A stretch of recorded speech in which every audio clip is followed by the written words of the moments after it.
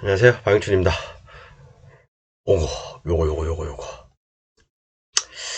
배울 점 굉장히 많을 거예요, 여러분. 여기서 2억 6,800 거의 약 3억이라고 합시다. 제가 뭐 숫자에 약하니까 그냥 대충 어림잡아 3억짜리가 1억까지 떨어졌네.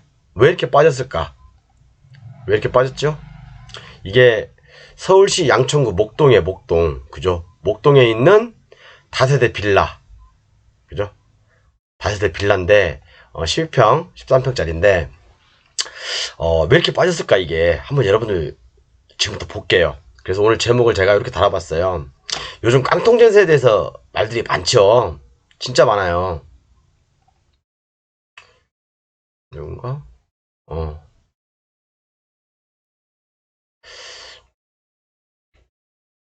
왜 이렇게 안 뜨냐.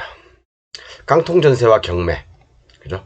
깡통전세와 경매, 서울시 빌라 경매에서 3억짜리가 1억까지 왜 떨어졌을까? 자, 지금부터 한번 법조문 여러분들이 몰랐던 거일 수도 있어요. 그냥 우리가 막연히 임차권 등기에 관련하면, 그죠? 최초의 전입일 날짜로 소급해서, 그죠? 대항력과 우선 변제권을 가진다라고 하는데, 예를 들어서 임차권 등기를 했는데 전입이 없으면 어떻게 할 거예요? 전입이 없으면, 그죠? 자, 그러해서 한번 보겠습니다. 이 물건은 여러분들 쭉 보시면, 자, 뭐 별건 없어요. 3억짜리가 1억까지 떨어진 거고, 그죠? 그 다음에 쭉 보면 목동이라는 거, 그 다음에 임차인이 있네요. 임차인이 박땡땡이라는 분이 이렇게 임차인이 있는데 전입일자는 없어, 그죠? 확정일자는 있고, 그리고 배당 요구도 안 했어. 임차인인데. 그러면 선순위 임차인으로서 만약에 뭐 위에 다른 게 압류나 가압류 그런 게 있다라고 한다면 채권이죠, 채권. 이것은, 그죠? 왜? 대항력이 없으니까 전입이 안 돼 있잖아요, 그죠? 그리고 여기 기타 사항에 보면 임차권 등기자 겸 선순위 전세권자래. 그리고 한번 볼게요. 그러면 자, 뭐 소유자 나와 있고, 그죠? 소유자 나와 있고, 그 다음에 전세권을 설정했네, 그죠? 전세권을 2019년 9월 10일 날 박시은이라는 사람, 박리하는 사람, 이게 개명한 거예요. 개명, 이름을 개명한 거니까 똑같은 사람입니다. 똑같은 사람. 그러니까 뭐 헷갈려하지 마시고 개명해서 똑같은 사람이고, 그러니까 이 전세권은 선순위니까 인수를 한 거죠, 그죠? 그리고 여기 하나 또 체크할 사항이 뭐냐면 여기 나와 있죠. 관련 사건에서 보증금 반환 어쩌고저쩌고해서 판결 정본인데, 이걸 지금 읽어보니까 어떤 내용이냐면, 보증금 반환, 보증금이라는 건 뭐예요? 임차보증금이죠. 임차보증금. 임차보증금에 관련해서 확정 판결을 받아서, 그죠? 확정 판결을 받아서 강제경매를 신청한 거예요, 그죠? 그러니까 이 똑같은 사람인데 전세권에 기해서 경매를 신청한 게 아니라 임차권에 기해서, 그죠? 아까 여기 전입일이 없는, 좀 올려볼까? 자, 전입일이 미상인 이 임차권은 뭐예요? 채권이죠, 채권. 그죠? 이 채권에 기해서 확정 판결을 받아서 강제 경매를 청구한 거예요. 그런데 이분이 또 임차권 등기를 했어요. 그죠? 전입일도 없으면서, 여러분 잘 생각하셔야 돼요. 전입일도 없어. 우리가 전입을 하는 이유는 뭐죠? 대항력을 확보하기 위한 거죠.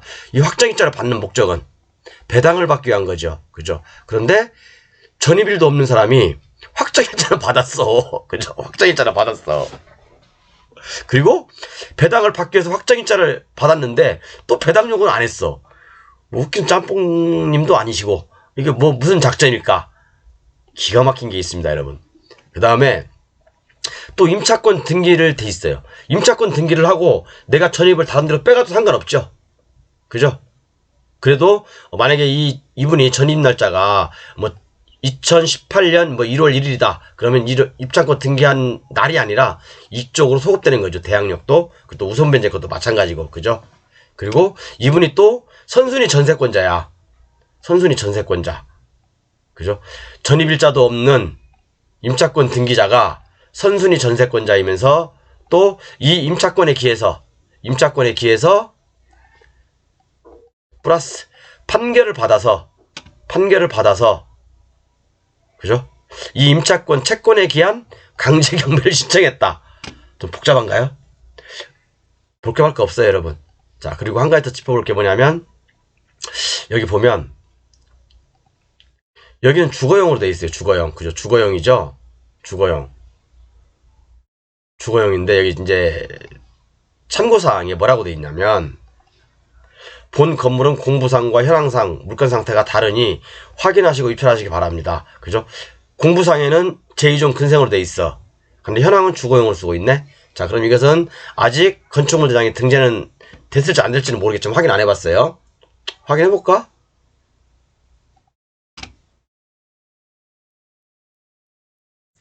건축물 대장 뭐라고 돼 있죠? 2종 근생으로 돼 있죠? 2종 근생으로 돼 있는데 지금 현 상황은 뭐라고 돼 있죠? 주거용으로 쓰고 있다고 했죠? 마우스가 왜 이러냐?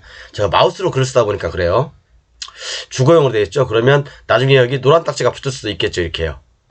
위반 건축물 노란 딱지가 붙을 수도 있겠죠. 근데 아직 뭐 발각은 안 됐나 봐요. 뭐 신고도 안 됐고. 그러니까 뭐 아직은 뭐 문제 없지만 나중에 소유권 이전 될 때 문제가 될 수도 있다. 그렇게 보시면 되고. 자, 이게 좀 재밌는 물건이죠. 자, 여러분. 제가 하나씩 다 설명해 드릴 거예요. 자, 기억해야 될 게 뭐냐면, 자, 이 임차인, 그 다음에 전세권자, 그 다음에 임차인이, 여기 그 임차인도 있고, 임차권 등기를 했다. 임차권 등기되면서 선순위 전세권자다. 그리고 이 임차권에 기해서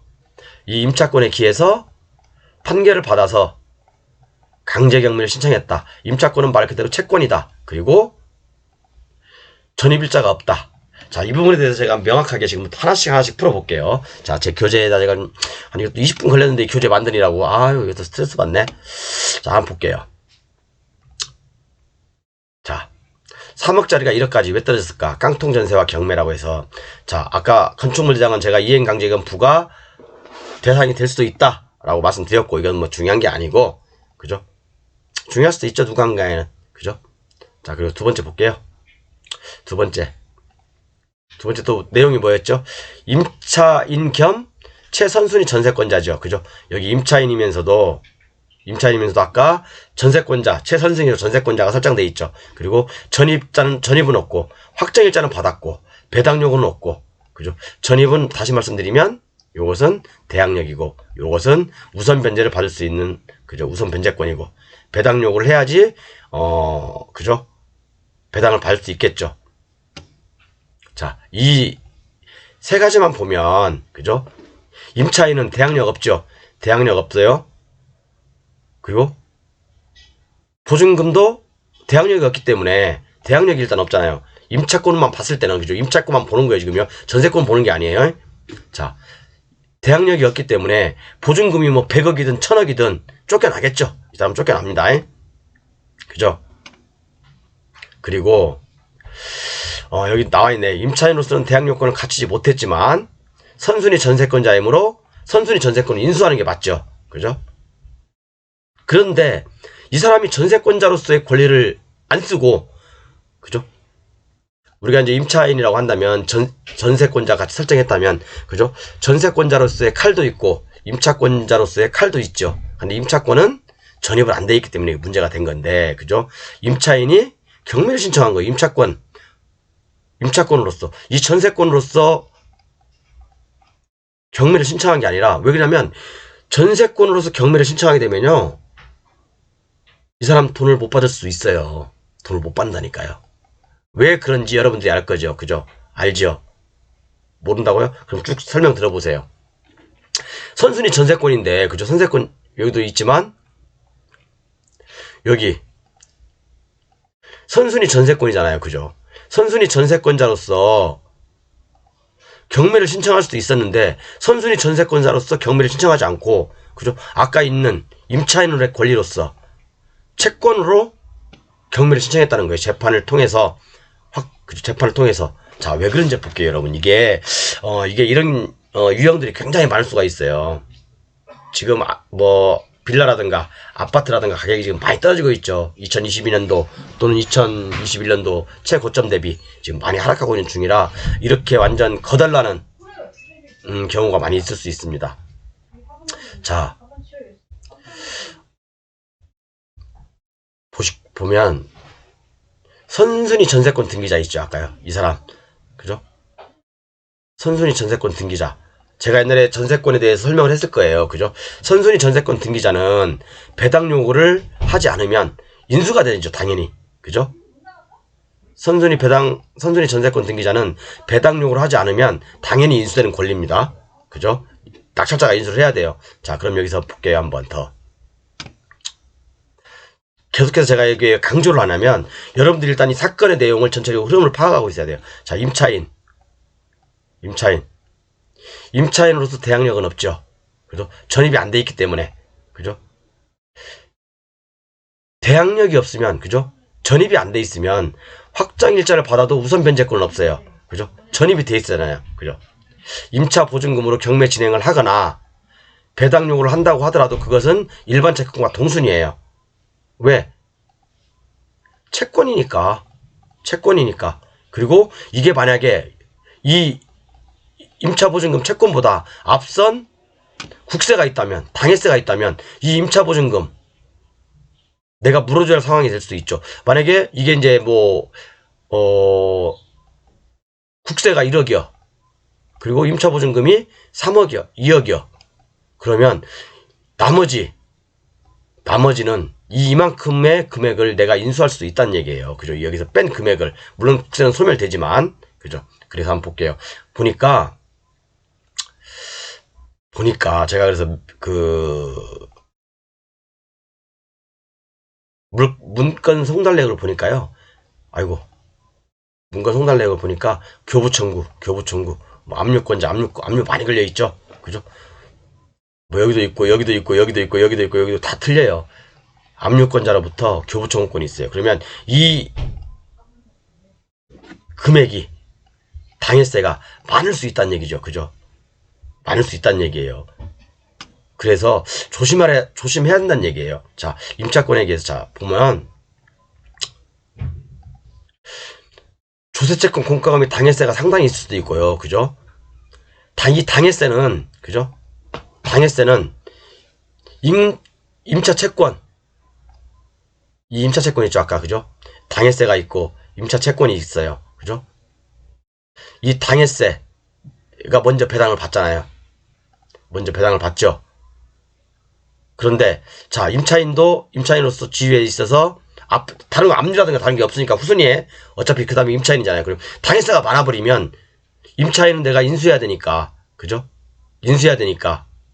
못 받은 임차금을 인수해야 되니까 그만큼 내 낙찰자가 인수금액이 커질 수 있다는 얘기예요. 그죠? 다시 정리해보면 그죠? 당해세가 크면 클수록 임차인이 배당은 줄어들고 낙찰자가 임차인의 보증금액을 늘어날 수 있죠. 그죠? 자, 볼게요. 관련 사건은 여기 있습니다. 자, 그래서 제가 요 표를 하나 만들어 봤어요. 옛날에요. 제 교재에 있죠. 이 표는 제 교재 461페이지에 있습니다. 그죠? 460페이지에 있어요. 자, 이런 경우죠. 나머지 부분은 사실 여기 다 정리돼 있고, 자, 5번인 경우. 대항력도 없어. 우선 변제권은 있어. 그죠? 확정일자는 있어. 그런데 배당 요구도 안 했어. 그럼 배당이 안 되겠죠. 인수도 안 돼요. 그런데 문제는 뭐냐면 이 임차권 등기자가 판결을 받았어. 그 채권으로서 지금 경매를 강제 경매를 하고 있는데, 자, 이 전입이 없는 중요한 겁니다. 여기 지금부터. 자, 전입이 없는 임차인이 임차권 등기 명령 제도라는 게 있죠. 그죠? 임차권 등기를 신청했어. 그러면 여러분 여기서 놀라운 사실들이 발견됩니다. 어떤 사건들이 일어나냐?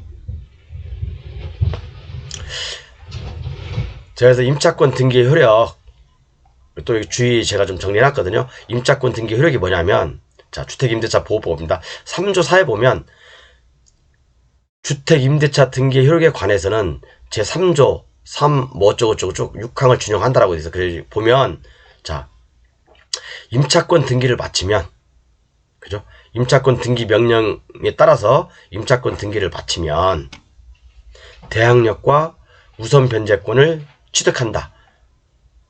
그러니까 이 사람이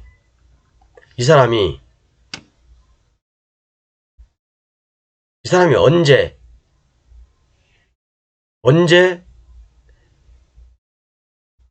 임차권 등기를 했냐? 그죠? 임차권 등기 한 날이 언제죠?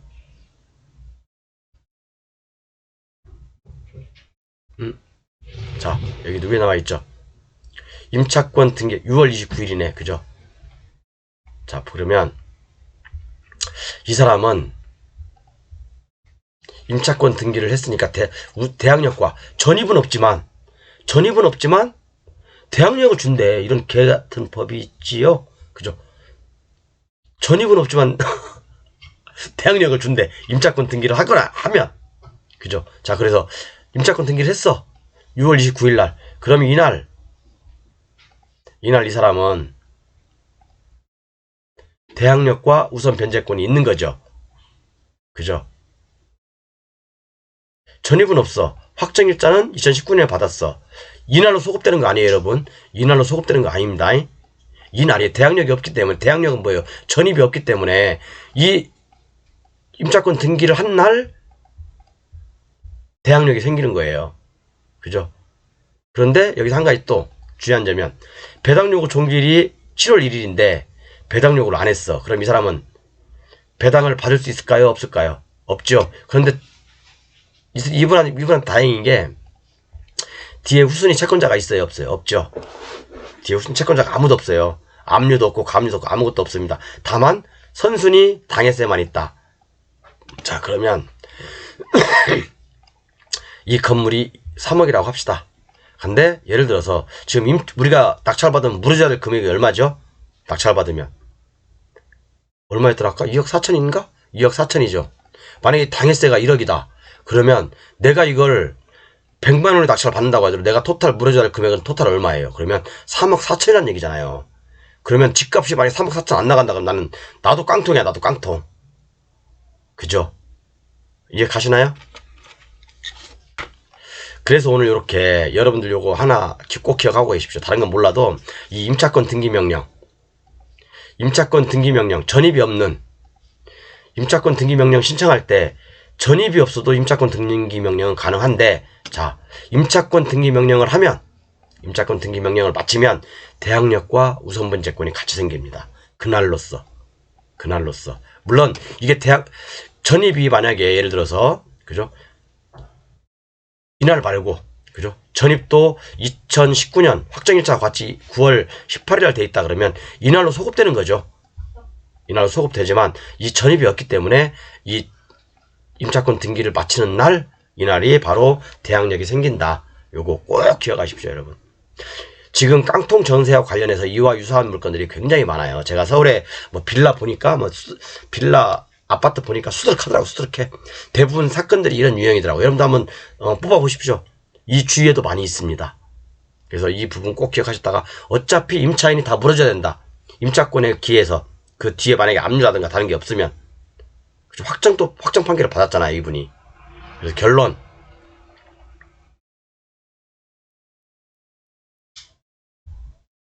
임차인은 그죠? 임차 보증금에 의해서 일반 채권자와 입장에서 똑같이 배당을 받을 수가 없어요. 이분이 다행인 게 그 뒤에 압류가 없다는 거. 감류가 없다는 거. 선순위 당해세는 있다. 근데 당해세가 얼마인지 모르잖아. 안 알려줘요, 법원에서 이거. 근데 난 이거 알려줬으면 좋겠는데 왜 안 알려준지 모르겠어. 개인정보보호법?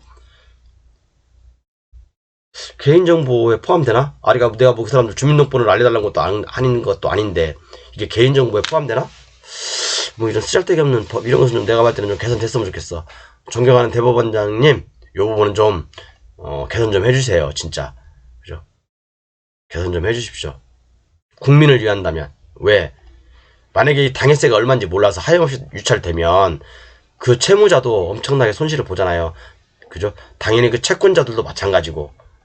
그렇기 때문에 어떤 한 사람의 우리가 뭐 이 사람의 그죠? 개인정보를 달라는 것도 아닌데 금액이 얼마 정도는 알려줘야 될 거 아닙니까?